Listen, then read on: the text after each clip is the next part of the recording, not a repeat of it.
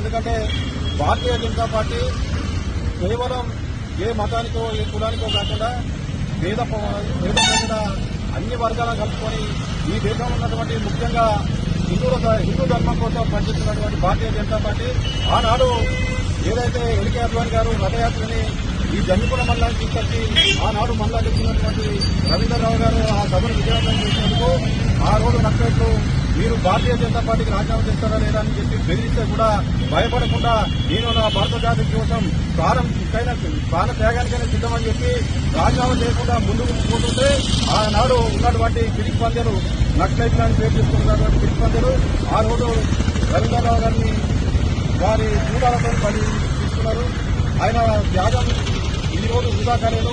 ఎందుకంటే వాళ్ళు పెట్టుకుని పేరు కానీ మా భారతీయ జనతా పార్టీ కార్యకర్తలు పెరిగిరు. ఈ రోజు మొత్తం 31 రాష్ట్రాల్లో బీజేపీ పార్టీ 21 రాష్ట్రాల్లో అధికారానికి ఉంది. నరేంద్ర మోడీ గారి సారథ్యంలో భారతీయ జనతా పార్టీ అన్ని వర్గాలకు న్యాయం చేస్తుంది. ఈ దేశాన్ని కాపాడుతుంది. దేశంలో ఆర్థిక వ్యవస్థ కూడా 4వ స్థానానికి నరేంద్ర మోడీ గారి సారథ్యంలో ఉంది. ఇలాంటి త్యాగదనుల ఫలితమే ఈ రోజు మేము అందరం కూడా భారతీయ జనతా పార్టీ కార్యకర్తలు కానీ భారతదేశ ప్రజలు కానీ శ్వేతవాయులు కూర్చున్నారంటే ఎందరో త్యాగదనుల ఫలితమే ఈ శ్వేతవాయులు తీసుకుంటున్నారని. మాజీ మండలాధ్యక్షులు పీసీసీలు ఆత్మీయ మిత్రుడు శ్రీ కొల్లేని రవీంద్రరావు గారి 29వ వర్ధంతి సందర్భంగా జంకుడ పత్రికాంలో వారికి అభినందనలు జరిగింది.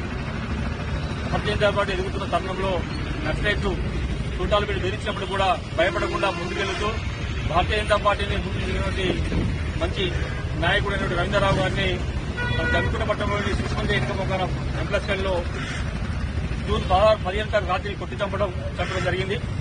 అలాంటి ఆత్మీయుని ఆదర్శంగా మేము ఈరోజు ముందుకెళ్తున్నాం. ఇంకా కూడా ఎవరికి భయపడలేదు. అప్పుడు నక్సలైట్లయితేనేమి ఇప్పుడు అర్బన్ నక్సలైట్లయితేనేమి భయపడకుండా బీజేపీని హిందుత్వవాదాన్ని ముందుకెళ్లే ప్రయత్నిస్తామని తెలియజేస్తున్నాం.